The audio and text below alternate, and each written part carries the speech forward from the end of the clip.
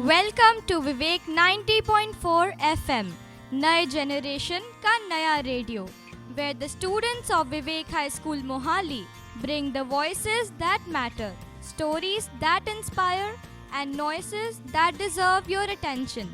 So turn up the volume, क्योंकि ये है नए जनरेशन का नया radio. You are listening to your host and dost, Devanshi. Siddhant. Avya. This show is going to be about disability and empowerment. We are joined in today by Mrs. Sangeeta Jain, Executive Director and Principal of SOREM Chandigarh, an eminent NGO empowering children and adults with disability. Miss Sangeeta, being on the forefront of disability and rehabilitation, has been driving change for over 2 decades. She has represented India at the United Nations Organization Head Office, New York, to advocate for autism. Today's conversation is important because her work reminds us that inclusion is not just a word, it's a movement, and it starts with awareness. A warm welcome to you, ma'am. It's wonderful to have you with us on air. Now, without any further ado, let's get started. Thank you so much. Ma'am, what made you choose to work with children who learn and grow differently? So, for me to choose this particular field, actually, the reason behind and the inspiration is my son, who's 26 years old and is on spectrum. So, I'm talking about that era when I started my journey about 24 years back. That was an era of no Google, no smartphones, and leave aside the ChatGPT where you would, spell it incorrectly and still get a lot of information, knowledge, and some self-help strategies. So for me, I traveled a lot to help my son, and that's where I began my journey and came back, started supporting other families. And I think I never looked back, and how this became my serious profession is also a big story. And this was only at the age of 40 I decided I'll be a professional, and till that time I was just a young dynamic mother trying to help her son and others around me. Thank you for sharing that. It's a powerful insight. People often have wrong ideas about autism and other learning differences. So, what are some that you would like to clear up? So the minute we label any person, whether it is autism or any learning differences, we do not look beyond the labels. That's what I've understood. It's like, if somebody says this person has autism, there will be like a lot of challenges that we will consider, the communication, the hyperactivity, and so on. And that actually, it hinders that we are not even looking at the strengths of any child. So that's what I feel. Everyone is very, very different, and the myths are surrounded majorly that they need a lot of support, they're not, capable. Around those, when I think the myths are there. How did receiving the Punjab State Award for Health Services make you feel, and what does it mean for your work? So any kind of award or acknowledgement, I believe, reinforces the effort that you are putting in. So I'm very, very grateful for, even if it is the slightest acknowledgement that I get from a parent or from Punjab, I always feel very grateful that I am on my right path.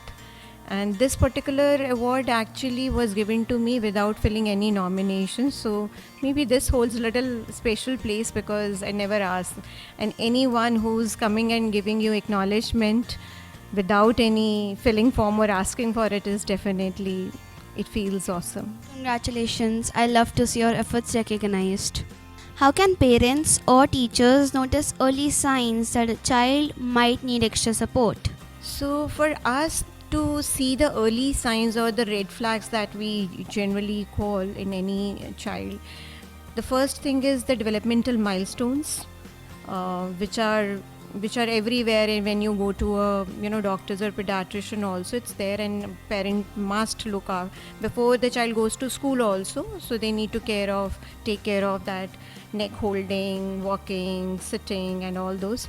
The other areas, few areas that I feel are important is in the communication, whether the child is speaking few words at the age of 1 year, 2 years, 3 years. There is like the child should speak at least 300 words. The vocabulary should be about 300 words by the age of 2.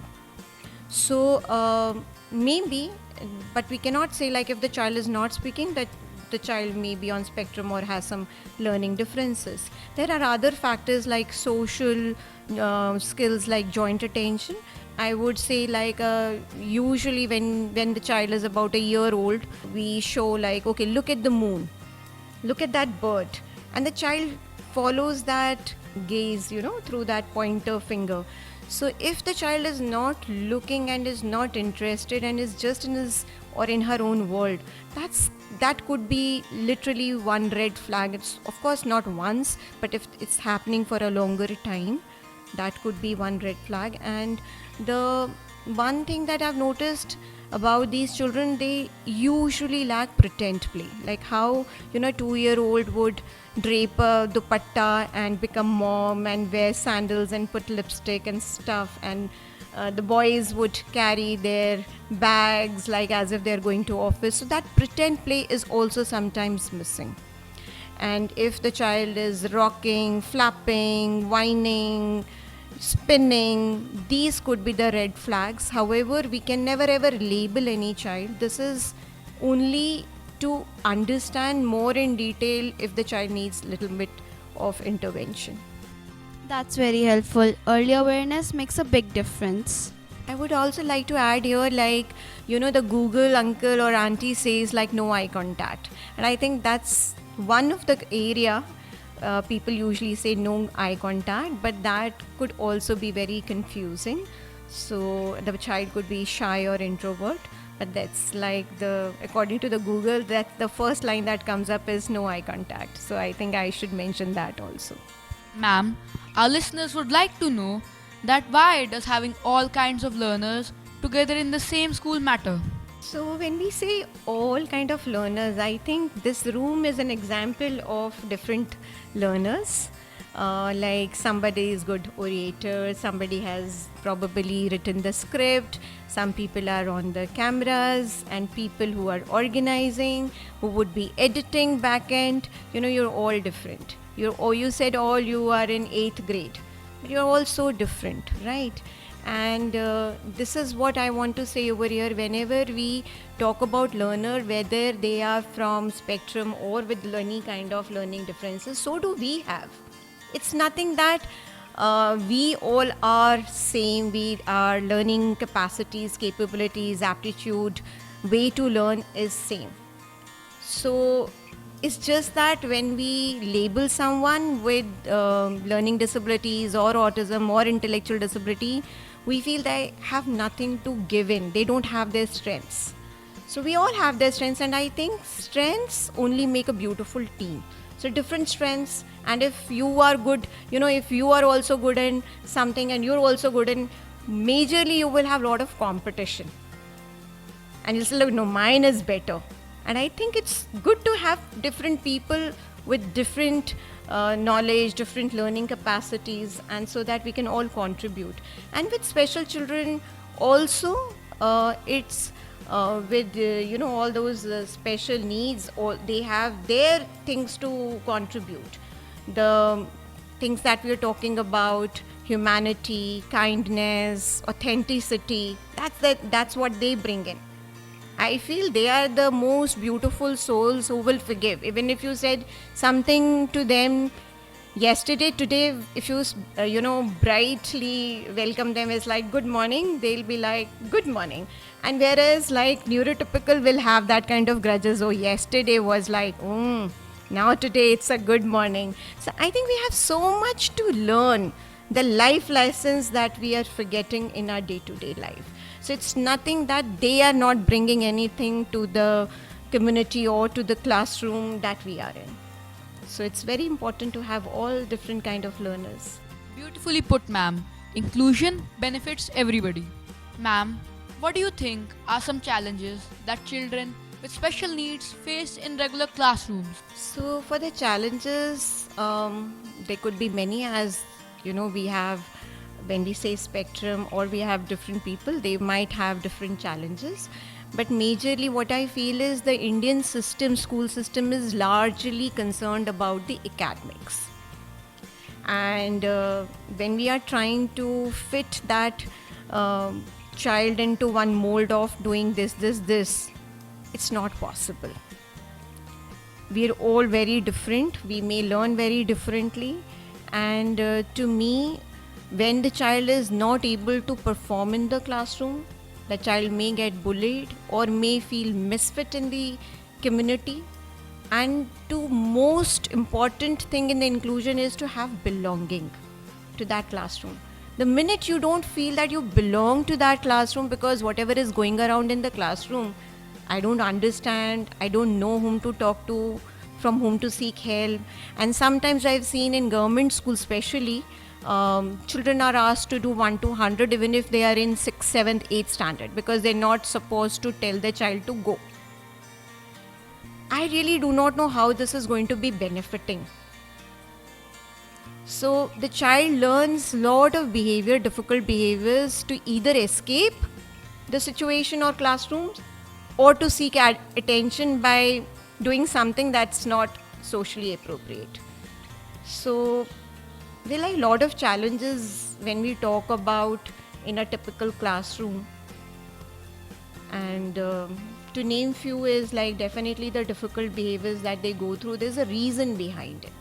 It's just not that they are they're not like good children or well-behaved children. It's basically lot of things are going on inside them, and that is what you see is just a tip of iceberg. That's an eye-opener, ma'am. Thank you for shedding some light on this. Ma'am, our listeners would like to know, how do you adapt vocational training to suit students and adults with special needs and interests? So for vocational training, we need to understand the potential of the child, the interest, the capabilities, the motor skills, the background from where the child comes. Everything needs to be taken into consideration. It's not only one area, like just taking the vocation according to the interest. If the motor skills are not that great, the child is interested in something, and it could also be other social skills, behaviors that we need to take into consideration. However, for the vocational skills, that has worked very beautifully for us. I think most of our children are visual learners and they do great when they are provided with structure. So structure, I mean to say, is like what needs to be done, how it will be done, how much to do, and when this finishes, what's next. So with this kind of structure in place, they have a lot of predictability. And when these children have predictability, they really amaze you with the kind of work that they do. Usually we focus a lot on, okay, these children will not do this or that. But somehow they have their strengths, and with autism, the focus is too much on the detailing. Like we look at the larger picture, which is again very, very, very relevant. When we are into the world, we need to have the complete picture of it, but we also lose the focus on the smaller details. Whereas a child with autism will look at very fine details. So whether they're working in computers for the software development or they're working in the handicrafts, anything, they will look at the details, and they're very good at repetitive work also, which we sometimes don't like. So I've seen adults working in Microsoft, Google, and in our sheltered workshops doing amazing job, and people, when they come, they are really amazed. And just to add on to this, I think to have their interest into consideration is very important. My son had obsession with strings when he was very young. He would open all those my salwars and with all those nadas in the shoes, and he would keep playing with the strings. So for me, when I wanted to think about his vocations, I couldn't think of, because he falls into moderate to severe spectrum. Yet I went to Delhi and took the vocational training and thought, like, let's try and do something with strings. So you will see lot of stuff at Sorum with strings, like Bandhan Var, kadhai. And my son has a loom also where he is beautifully, वो अपनी छोटी सी खड्डी पे बहुत अच्छा काम करता है. And the more I do it, he is more perfect because there'll be not a single knot in that weave. So as I said, like detailing and repetitive work, they will really amaze you with the kind of work that they do. That's very thoughtful. Real life skills are so important. Ma'am, how can teachers make lessons work for students with different abilities? So I guess the teachers are really overburdened if we talk about a mainstream classroom. And to say that, you need to take care of the entire curriculum and to take care of the one entirely different child's IEP, individualized educational plan, it's going to be difficult. So, however, I feel the teachers must take help from the older students as the volunteers and interns, as the community program in their own school. And the parents can be really, really good at making the worksheets, planning, so that it becomes a teamwork. We're not expecting only one teacher to do the entire job looking after 20-30 kids and the special kid. So and I'm sure the creativity that she will put into, and she'll ask maybe the programs, whatever the child is going through at home, and putting it everything together will be very helpful. That's a practical advice. Ma'am, you've seen how inclusion works in different countries. So, what lessons can India learn from those examples to improve support here? For the other countries, I think I'll share 2 examples of my experience. So one was like while I was attending a conference in Chicago, there were people from different countries and we all had our plans in the evening, what should we do. So one of the local persons said, go to Shake Shack, that's, I think I'm saying it right, go there and have this caramelized peanut shake. It's really very good. And I thought, okay, somebody has recommended and we should go. And as a team, we went there and there was a long queue. And then we were, waiting. And as the queue got shorter, what I saw was like this cafe was run all by special people, differently abled people. And that's how they were taking little longer time to fulfill each order. And I was amazed people were waiting so patiently in that queue. What would be the scenario if this kind of a